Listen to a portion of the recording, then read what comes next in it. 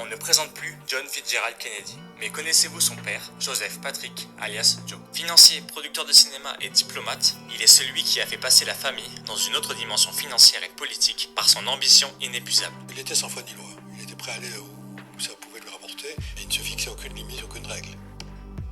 Joseph Patrick Kennedy est descendant d'Irlandais. Son statut de catholique le rend moins considéré, voire rejeté, notamment lorsqu'il étudiait à Harvard. Son père détenait des bars, c'est pourquoi Joe suit sa trace à partir des années 30 avec un commerce d'alcool florissant. Mais c'est dans cette activité qu'il est suspecté d'avoir échangé avec la mafia, notamment pendant la Prohibition. Il a trop trempé dans l'alcool pour ne pas avoir été mouillé dans la Prohibition, parce que son stock d'alcool, il va le conserver jusqu'à la fin de la Seconde Guerre mondiale.